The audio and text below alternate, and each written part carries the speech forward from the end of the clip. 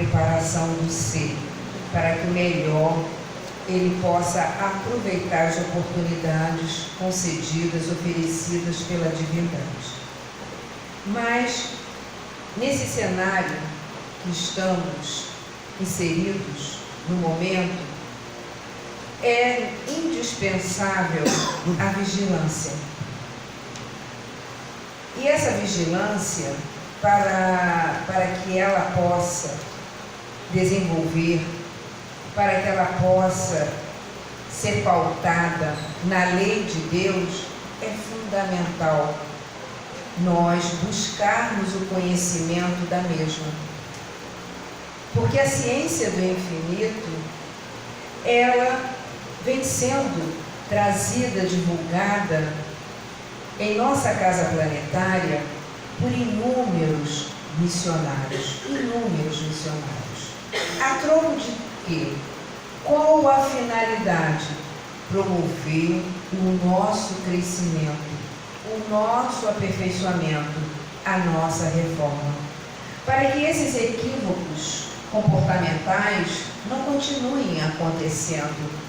Não respeitar a posição do outro, não entender o que vem a ser o livre-arbítrio, qual o meu papel no contexto, porque nós sempre exigimos a reforma do outro, nós sempre exigimos a modificação do outro, mas todos nós somos peças interligadas nessa grande engrenagem da vida.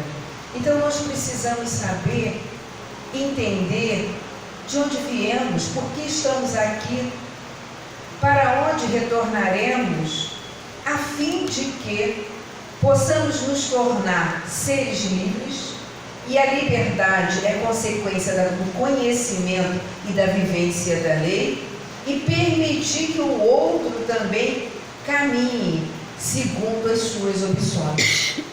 Vocês já imaginaram se o Pai, se a providência divina nos oprimisse? Vocês terão que, a partir de agora, vivenciar a lei divina. E aí? Conseguiremos? Não. Então o Pai concedeu, à medida que nós desenvolvemos a nossa consciência, através da aquisição da lei divina e sua devida aplicação, a nossa independência, que se chama livre-arbítrio. Logicamente, se as escolhas forem contrárias à lei de Deus, não forem pautadas na ciência do infinito, eu responderei. E se forem em consonância com a lei divina, terei recompensas. É da lei. Mas tenhamos a certeza que o progresso é inexorável. O progresso é uma lei. Nós encontramos no Livro dos Espíritos, na terceira parte das leis morais, a lei do progresso. Todos nós progrediremos. Mas agora o fulano XYZ, que vai assumir o cargo HZM, não está preparado. Sim. Não foi dado a ele a oportunidade de conhecer a lei divina, para que ele pudesse vivenciar, aplicá-la agora. Então, qual é o nosso dever como cristão? Nos colocou: vamos orar por aquele que for escolhido, por esse motivo, por ele, por esse grupo, por aquele. 2, vamos preparar o político de amanhã. Não é mesmo? Educando moralmente, vamos preparar o político de amanhã. Então, os homens de hoje foram as crianças de ontem, que não receberam adequada preparação. Nós mal barateamos a evangelização, nós mal barateamos a formação, entre aspas, religiosa dentro de casa. Nós mal barateamos não dar uma formação acerca da lei de Deus, da existência de Deus. Então esperamos o quê? Seres descompromissados com a lei de Deus. Com a lei de Deus. A responsabilidade é de quem? Não importa. O importante é que aqui estamos como encarnados ou desencarnados, incumbidos incumbidos, junto a esta casa planetária, de promover a renovação. E através da renovação de cada ser, nós vamos aprimorando, nós vamos abrindo os portais para o mundo de regeneração. E qual o facilitador que temos em mãos? Qual é o facilitador? Qual é o esclarecimento que Deus nos concedeu há 200 anos para alavancarmos esse progresso? A doutrina dos Espíritos. Nós vamos ver, quando nós estudamos a evolução do pensamento religioso, nós vamos encontrar 3 grandes momentos em que a providência divina trouxe-nos o esclarecimento, a verdade, a parcela condizente com o nosso nível evolutivo da ciência do infinito. Outros pensadores, outros filósofos também foram incumbidos da tarefa. Mas nós temos 3 grandes. Primeiro foi Moisés, que inclusive encontramos no Evangelho segundo o Espiritismo como responsável pela primeira revelação, quando ele nos trouxe um resumo do código divino para o nosso planeta, que é o Decálogo, os 10 mandamentos. Mas ali estava muito enxuto, muito sucinto, muito objetivo. E nós não apresentávamos o desenvolvimento necessário para entendermos, mas foi o primeiro passo. Posteriormente, os profetas começaram a trabalhar em essas regras. Mais à frente, o próprio governador do planeta, porque Leon Denis, em 1890, nos trouxe, 1898, na obra Cristianismo e Espiritismo, nos trouxe a revelação que o Senhor Jesus era o responsável, condutor, o governador, assim ele coloca, do nosso planeta. E essa colocação, essa revelação, posteriormente foi fortalecida, foi ratificada por Emmanuel, governador do nosso planeta. Então, o governador do nosso planeta, nós não fazemos ideia do sacrifício, da dificuldade dele se permitir receber um envoltório tão grosseiro como é o nosso corpo físico, e muito mais naquela época, para nos trazer de forma esmiuçada, detalhada, o Decálogo. Quando ele nos trouxe uma nova visão de Deus, não aquele Deus vingativo, não aquele Deus guerreiro, mas o Deus Pai, o Deus misericordioso, o Deus piedoso, o nosso Pai. E ele nos trouxe a ideia do perdão, quando na época, em virtude do grande orgulho que possuímos, ainda possuímos, não perdoávamos, sempre exigíamos, sempre recorríamos à vingança, olho por olho, dente por dente. Foi um grande progresso, mas no tempo de Hammurabi. No tempo de Hammurabi, há 4.000 anos atrás. Não hoje, não hoje.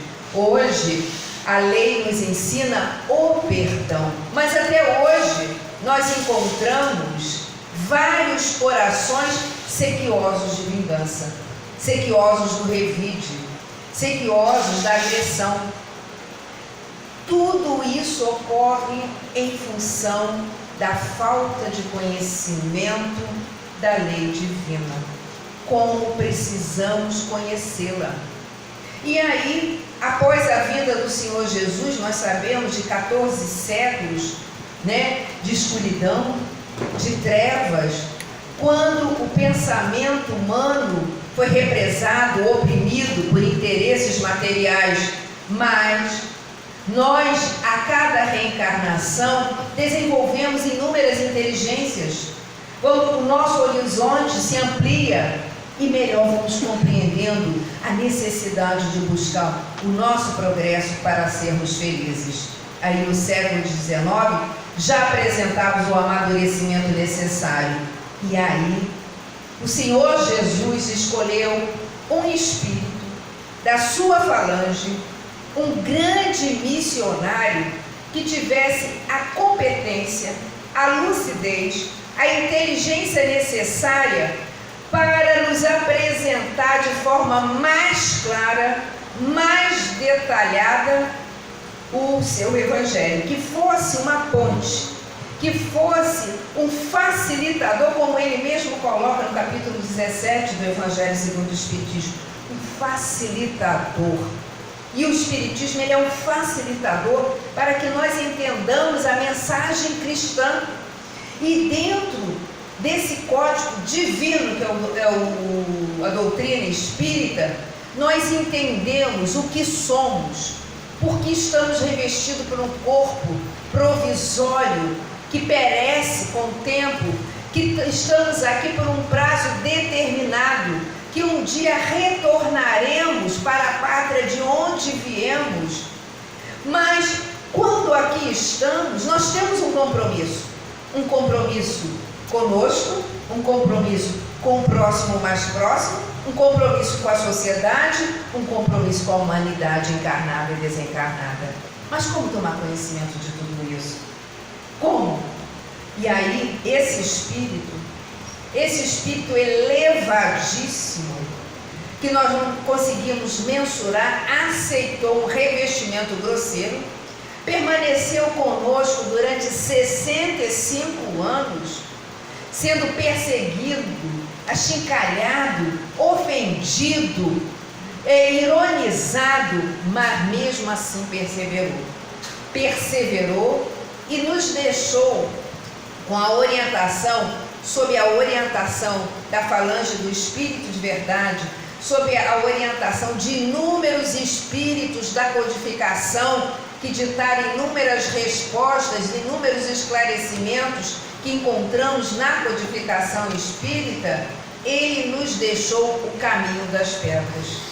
Ele nos deixou a luz que precisamos abraçar. E quando nós estudamos a doutrina dos espíritos, nós respeitamos o espaço do outro. Eu sei que a Michele é diferente de mim.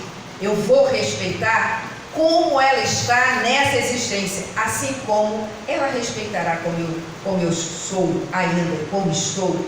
Ah, mas se a Nilceia não respeitar a Michele será suficientemente misericordiosa, terá a compreensão de entender que eu estou nesse momento assim. Mas mediante o auxílio dela, através de suas preces e através da própria transformação dela moral, ela irá me influenciar. Por quê? Encarnados influenciam outros encarnados, encarnados influenciam desencarnados, desencarnados influenciam outros desencarnados e desencarnados influenciam encarnados. Nós sempre estamos influenciando uns aos outros, de forma positiva ou de forma negativa. E nós responderemos pela opção feita. Mas nós temos que escolher a melhor parte. Por que temos que escolher a melhor parte, meus queridos? Vamos ver. Vamos trabalhar só com o universo dos encarnados. Quantos encarnados mais ou menos nós temos em nosso planeta? 5, 7 bilhões? Por aí. Que os espíritos falam que ao todo, vinculado à casa planetária, gira em torno de 30 bilhões de espíritos, né? Então, mais ou menos, uns 7 bilhões estão encarnados.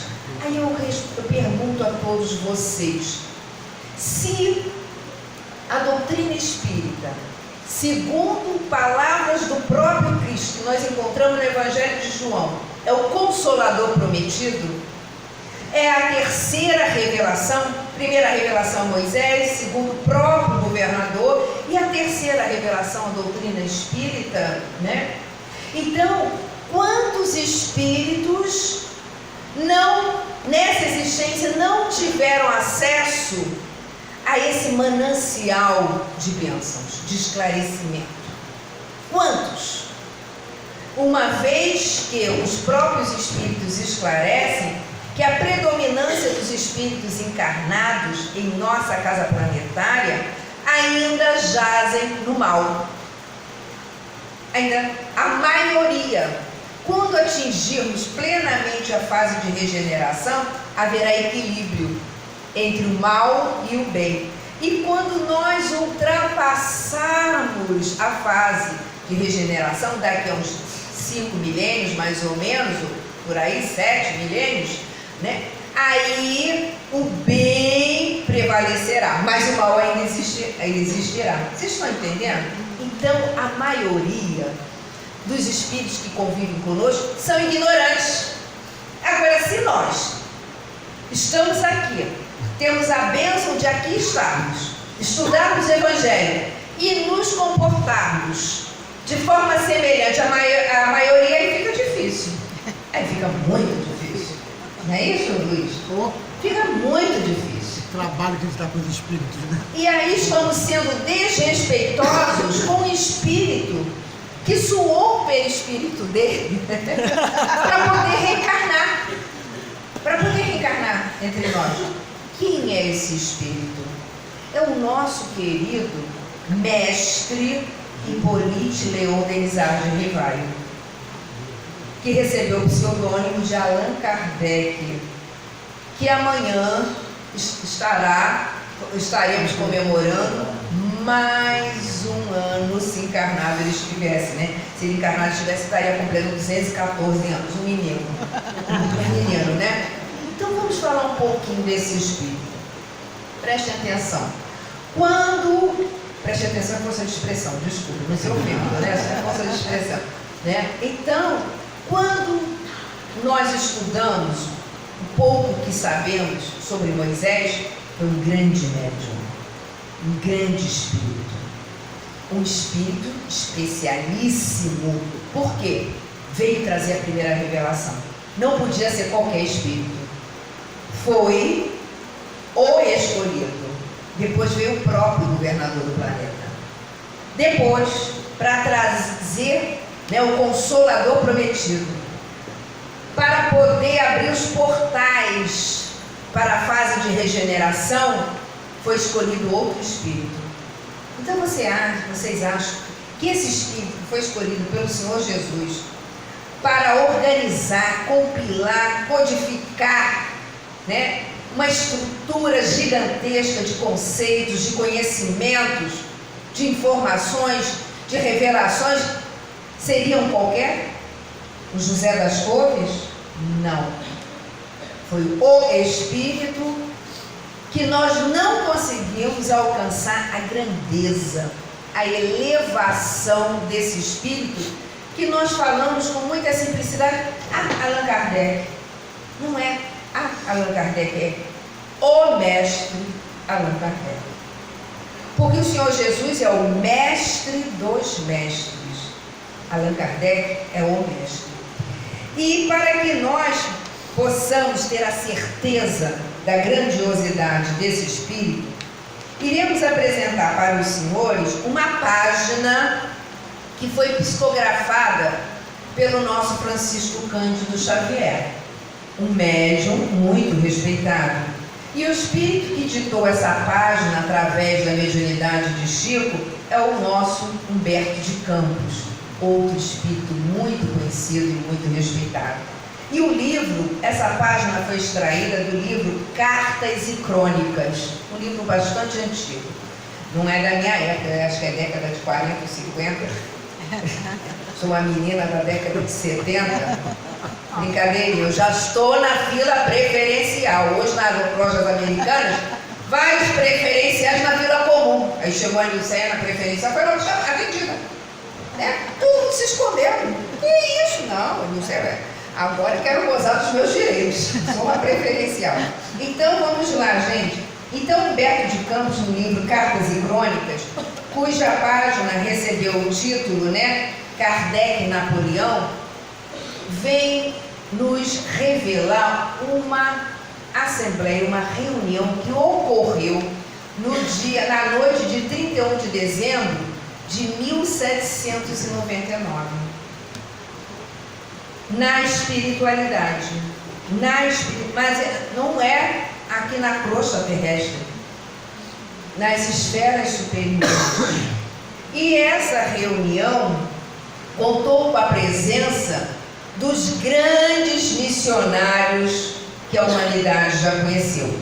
Eu só vou citar alguns: sábios chineses, filósofos hindus, teólogos budistas, sacerdotes da igreja romana, forças da ciência e da cultura da humanidade, Maomé, Sócrates, Platão, Aristóteles, alguns, Cristóvão Colombo, Vicente de Paulo, Joana d'Arc, Teresa d'Ávila, Voltaire, Rousseau, vários missionários, porque todos esses são membros da falange crística, que auxiliam, cooperam com Jesus em inúmeras encarnações para poder alavancar o conhecimento da humanidade e assim, logicamente, promover o progresso de tudo e de todos.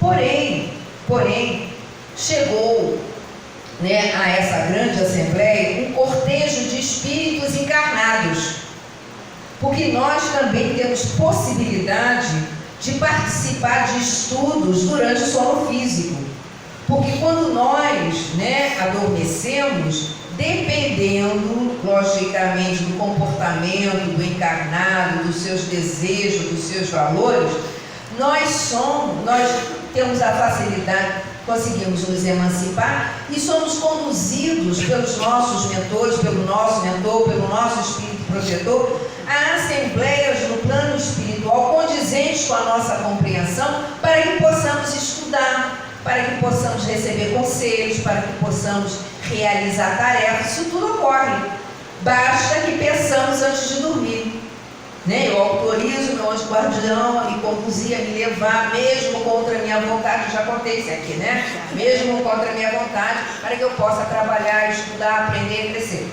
Então, foram levados espíritos que estavam encarnados na época, no final do século XVIII, como Beethoven, João Dalton, Pestalozzi, Pio VII e o nosso Napoleão, né? O nosso Napoleão é um espírito missionário de muitos milênios, né? A nossa Joana de Ângeles, no livro Nascente de Bênçãos, na lição Providência Divina, ela revela-nos, através da mediunidade de Divaldo, que Napoleão foi o grande Alexandre o Grande, depois retornou como Júlio César para expandir o Império Romano, depois, na época das Cruzadas, como Carlos Magno, e depois, para difundir o francês, para que melhor a doutrina espírita pudesse ser disseminada, né? Que ela nasceu em França, veio como Napoleão, né? Só que Napoleão, desculpe a expressão, está pisando na casca de banana, então ele foi na reunião, veio apagadinho. Mas aí o que acontece, gente? Depois que a Assembleia se formou, eu vou ler para vocês, que é riquíssimo o que Humberto de Campos nos diz. Imediatamente após a chegada dos encarnados, uma estrada de luz, à maneira de ponte levadiça, projetou-se do céu, ligando-se ao castelo prodigioso, dando passagem a inúmeras estrelas resplandecentes. Tamanha era a luminosidade dos seres que estavam chegando. Em alcançando o solo delicado, contudo, esses astros se transformavam em seres humanos, nimbados de claridade celeste. Dentre todos os iluminados elevados superiores, no entanto, um deles avultava em superioridade e beleza. Você já imagina, né? Pense. Tiara rutilante brilhava-lhe na cabeça, como que aureolar-lhe de bênçãos o olhar magnânimo, cheio de atração e doçura. Na destra guardava um cetro dourado a recamar-se de sublimes cintilações. Musicistas invisíveis, através dos zéfiros que passavam apressados, prorromperam um cântico de hosanas sem palavras articuladas. Todos ficaram genuflexos, né? Naturalmente, não que fosse obrigado, né? que a ascendência moral é irresistível, né? Nós sabemos disso. Quem era? Era o nosso Hipólito Léon de Rivail, Allan Kardec. Essa reunião ocorreu em 1799. Ele ia reencarnar 4 anos depois. Então, naquele momento, estava sendo sedimentada junto aos grandes missionários do planeta Terra, encarnados e desencarnados, a missão que se realizaria no próximo século, no século XIX, através da chegada desse grande eleito da falange cristã, que nós conhecemos mais como Allan Kardec. Por que eu trouxe essa passagem aqui, meus queridos? Porque nós falamos tanto de Allan Kardec com tanta intimidade, nós precisamos entender a grandiosidade desse espírito. Se um espírito dessa envergadura se permitiu ser revestido por uma roupagem grosseira de carne perecível, porque a missão era muito importante. Tanto é que durante a sua missão, ele recebia orientações diretamente da falange do Espírito de Verdade. Diretamente. Tamanha era a importância dele. Tanto que nós vamos ver, quando Paulo começou com o seu trabalho de divulgação do cristianismo, ele recebeu orientações de Abigail e Estevão, sim, mas também ele recebeu algumas diretas do próprio Senhor Jesus. Tamanha a importância do trabalho de Paulo na divulgação do cristianismo nascente, não é mesmo? E a mesma coisa é a doutrina espírita. Então nós estamos colocando isso para vocês, para que nós entendamos o valor dos conhecimentos que estão encerrados nessas obras.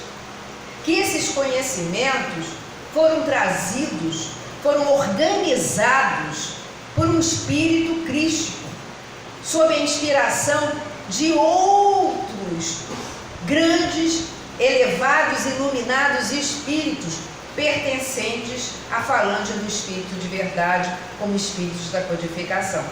Ele teve todo esse trabalho, né, toda uma preparação até chegar ao momento crucial do contato, né, com os fenômenos espíritas e entender que ali estava toda uma filosofia, o corpo de uma filosofia importantíssima para o crescimento da humanidade, e a organizou, a compilou para nos deixar tudo em função de quê? Visando o nosso esclarecimento, visando o nosso crescimento, visando a nossa consolação e a amenização das nossas dores. Porque quando nós andamos pautados na lei, a dor diminui. A dor será diluída.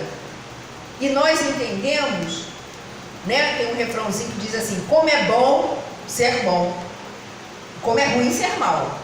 Você pode ser malzinho, mas depois aquela maldade retornará para você. A conta para pagar, né? A conta de luz está altíssima, então é bom vocês terem cuidadinho. Então, o que acontece? Quando você emite uma energia deletéria, ela atravessará primeiro os seus diferentes envoltórios, danificando você mesmo e depois retornar.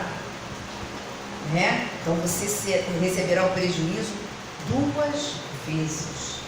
E aí Leon Denis, no livro O Problema do Ser, do Destino e da Dor, no capítulo Sentido Íntimo, ele nos diz o seguinte, isso eu já coloquei inúmeras vezes aqui, né? Que quando nós pegamos uma obra para ler, quando mergulhamos no conteúdo daquela obra, nós criamos vínculos magnéticos com o responsável, com o autor daquela obra.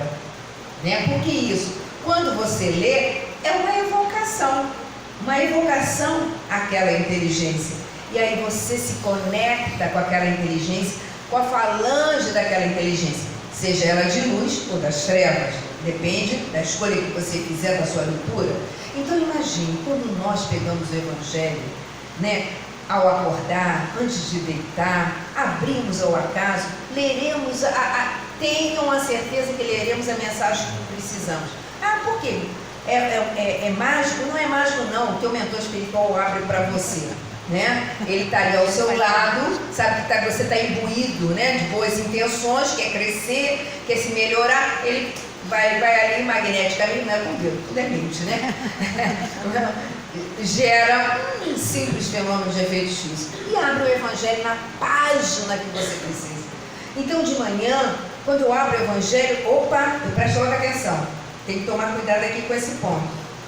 Isso aqui é um alerta e acontece direitinho se eu não estiver vigilante. Vocês estão entendendo? Então, se você se dedica ao estudo das obras da doutrina espírita, você irá ficar linkado com que tipo de espírito?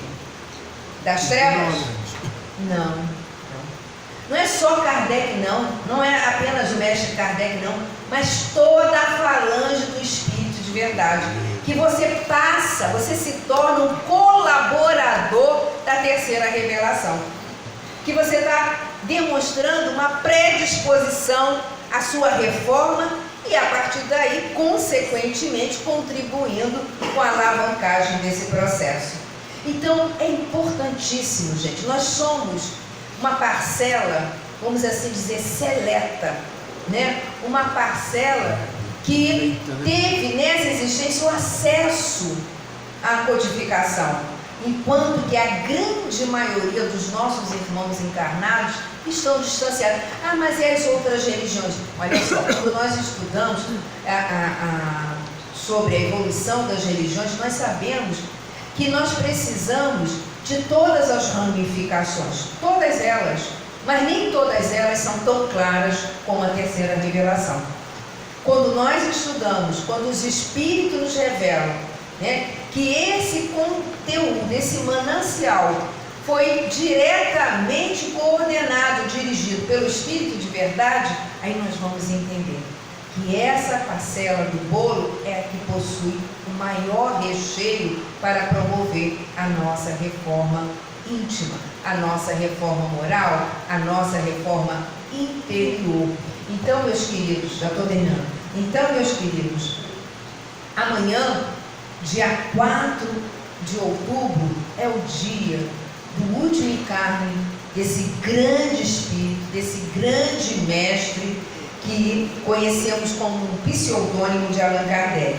Não deu para nós trabalharmos essa folhinha, que é o resumo da biografia de Allan Kardec. Vocês leem em casa.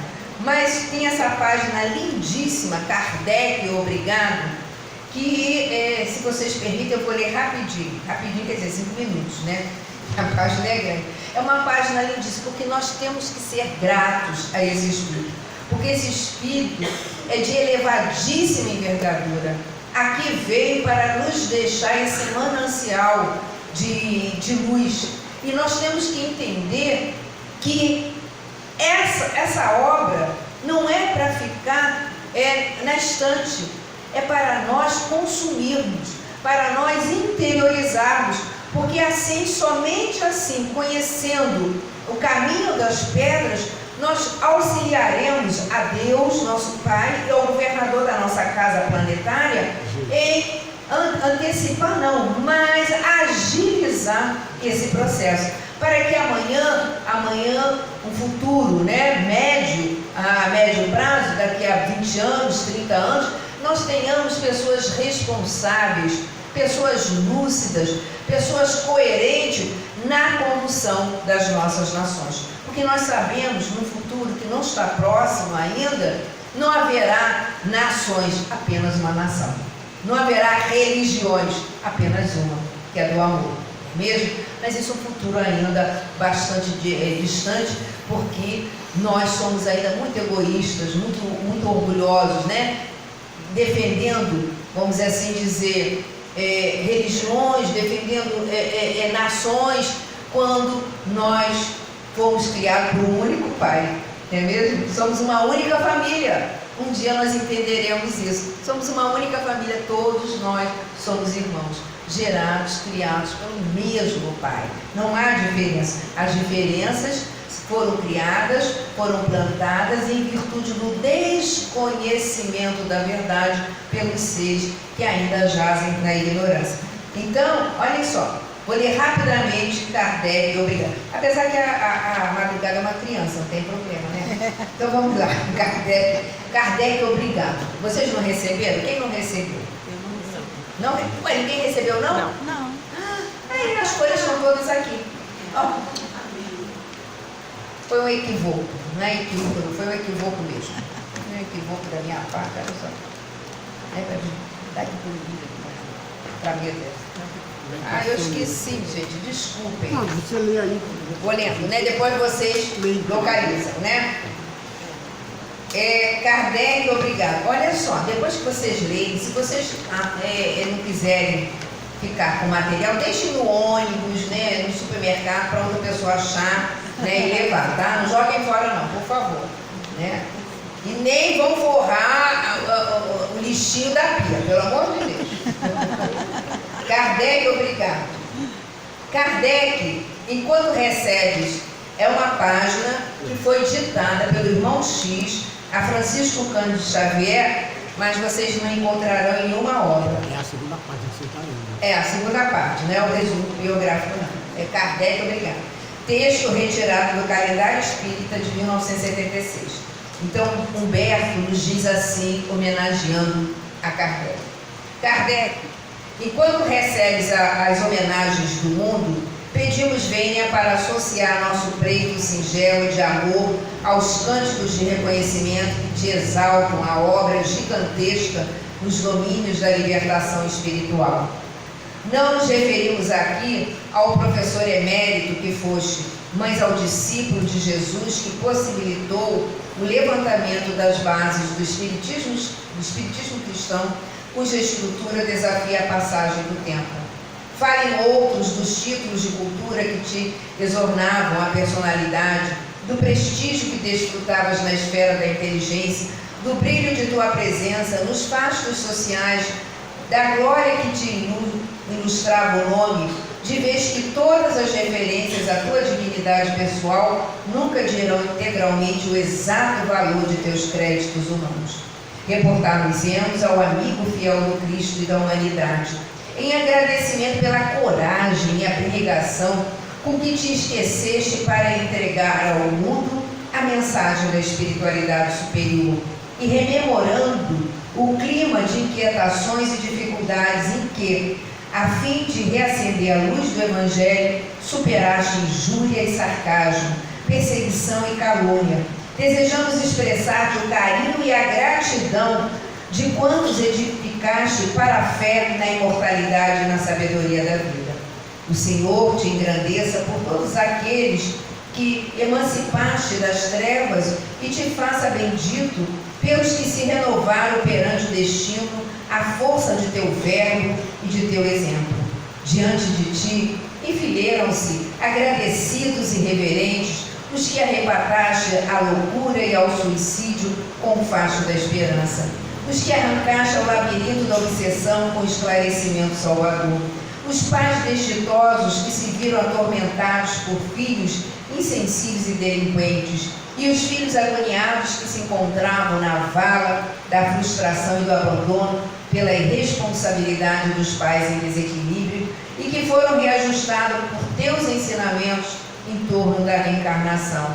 Os que renasceram em dolorosos conflitos da alma e se reconheceram por isso esmagados de angústia nas brenhas da provação, e os quais livraste da demência, apontando-lhes as vidas sucessivas, os que se acharam arrasados de pranto, tateando a lousa na procura dos entes queridos que a morte lhes furtou nos braços ansiosos, e aos quais abriste os horizontes da sobrevivência, insuflando-lhes renovação e paz na contemplação do futuro.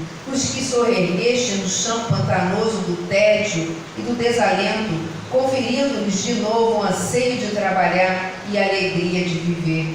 Os que aprenderam contigo o perdão das ofensas e abençoaram em prece aqueles mesmos companheiros da humanidade que lhes apunhalaram o espírito, a golpes de insulto e de ingratidão.